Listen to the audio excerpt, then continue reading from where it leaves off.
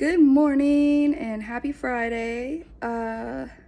Professional Miss Worthy is making a guest appearance today. Oh, well, she was until her earring, didn't go all the way in her ear. So, I decided to, get dressed up for this video and not look like I, just rolled up out of the gym.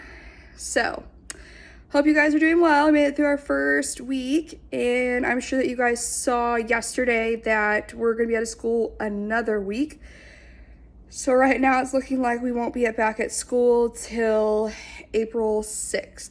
So that's where we're at now. I'm going to give more instruction next week and really start preparing for what that third week's going to look like, because when that third week hits, we won't be doing those learning packets anymore because we'll have made it through them, which means that we will have to do something else. So most likely I'm going to have to get y'all set up on HMH, which is the curriculum that we use for ELA. We'll have to get you set up on that, so that way we can start doing assignments and stuff like we would normally do in class, but I'll just send them to you through there and you'll be able to complete them on there. So I'll do like a whole tutorial for you, so that way you and your parent don't have to wonder or worry or anything like that.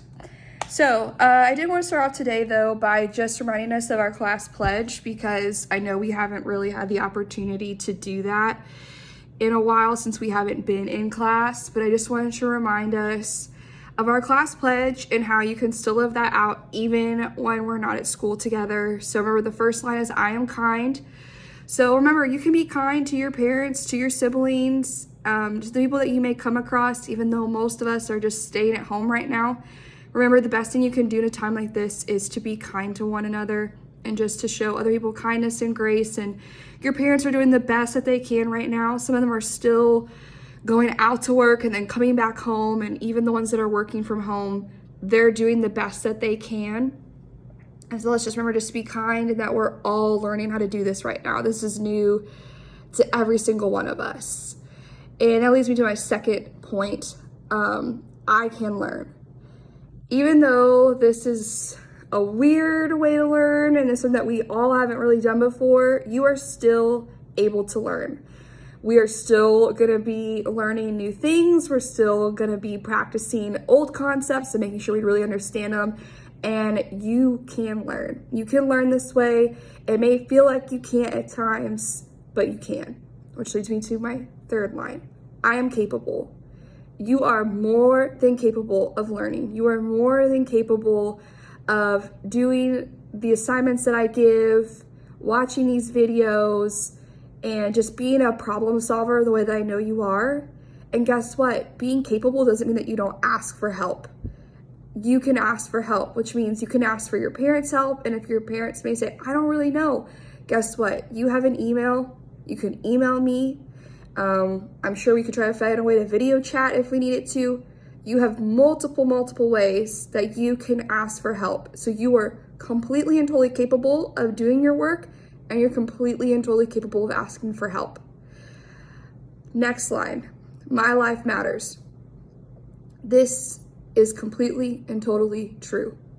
Even in a time like this where you feel like you're just holed up in your house and everything is boring, that your life still matters. You still have a purpose. You still have things to get done. You still have things to do. I think and pray about each and every one of you every day. Your life matters to me, and your life should matter to you as well. So remember, you still have stuff to do. You still have a purpose. The things that we are learning this year, you still have to learn them, and they're still going to be useful to you. And our last line, I can make a difference today. No matter where you're at, you can make a difference. No matter what you're doing, you can make a difference. And remember, difference can be a good or a bad thing. Even though you're just in your house, you can make a difference in what your house feels like. You know, you can help your parents out. You can help a sibling with their homework if you already know it because you're the older one.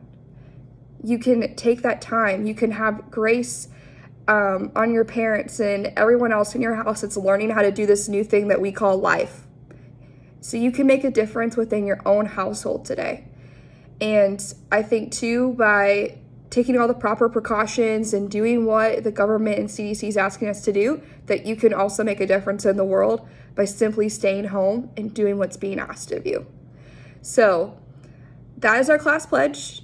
And remember what I say, all those words are true, and they're true about all of you. So I want you to remember those words, carry them with you, and know that I believe each and every one of those lines is true about you, and I hope that you believe them as well.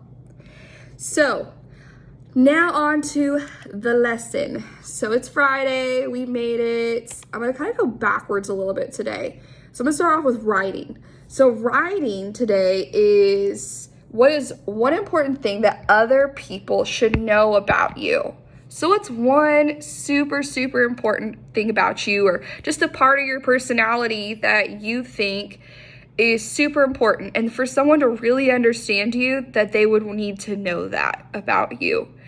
And then just explain why is that a part of you and why is that important to you. So is it someone should know that you love music, that you love sports, or that you're funny, or maybe that you're shy? What is an important part about you that you want people to know?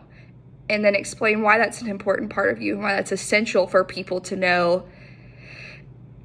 And just back it up. Remember, 5 to 7 sentences. I've said it in all my other videos, so y'all know the deal.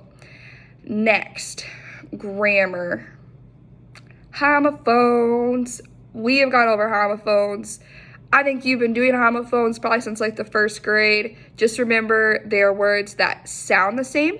And when you think about homophone, just think of when you're on the phone, it's what you hear.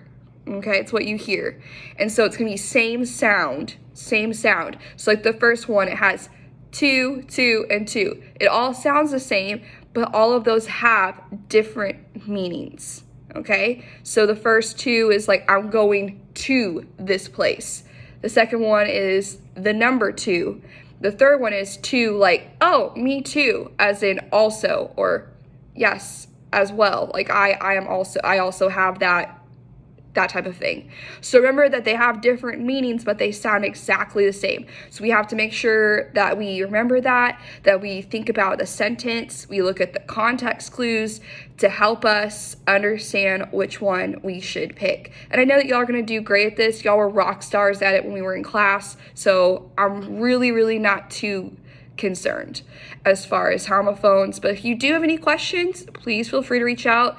Or again, we're in the age that the internet is literally at the tip of our fingers, and Google is amazing. So I'm sure there's plenty of videos out there as well. If you're like, oh, I want to try to figure this out on my own, then you can even look up, I'm sure, some YouTube videos about homophones. But remember, like I always said, 1, get permission from your parents, and 2, when looking stuff up, try to type in 3rd grade and then whatever you're looking up. That way you're going to get something that's more along the lines of where we're at with what we're learning. And then last but not least is our reading. We're listening to episodes 17 through 20 today. Remember I told you, you guys scroll all the way to the bottom, and that's where it starts with number 1, and then you work your way back up. So right now we're episode 17 through 20. And the question is that you're looking at, do the characters in the story have problems because of the setting? And explain. So remember, problem is just the conflict in the story, and that's one of our major literary elements. Every story, in order for it to be a story, has to have a conflict. It has to have a problem that the character faces. And now, is the reason that the character is having this problem because of the setting? And the setting is where the story takes place. It's not only where the story takes place, but when. Remember we talked about in class that, it makes a big difference if the story's in a forest or in the city, but it also makes a big difference if the story is in the year 2020 or in the year 1820. It makes a big difference of what's happening and what's around. Clearly in 1820, the internet wouldn't have been around. So it makes a big difference for us to know what year it took place. So think about those things. Think about where the story took place and when the story takes place. If it offers that information. Sometimes it doesn't tell you the year, but just think about the setting, and is the setting what's causing the problem in the story? So Again, today's Friday. Y'all made it. You guys were rock stars. You were awesome. I miss y'all. And I'm going to keep you up to date on what I know as far as when we're going back to school. And I'll also start posting more stuff on how we're going to be doing online education starting March 30th. So we will see how that all plays out, and I'll have a video tutorial of how you'll be able to log into the new curriculum site and all that good stuff. I will still be posting YouTube videos to Google Classroom though, because you still have to have a lesson to know what we're doing. And yeah, that is about it. I love you guys. Have a great weekend. Again, please, please, please don't feel like you can't reach out to me. Email me, comment on the post on Google Classroom, comment on the YouTube video. Whatever way you want to try to get a hold of me, do so, and I will be happy to respond back to you and help you in any way I can. Have a great weekend.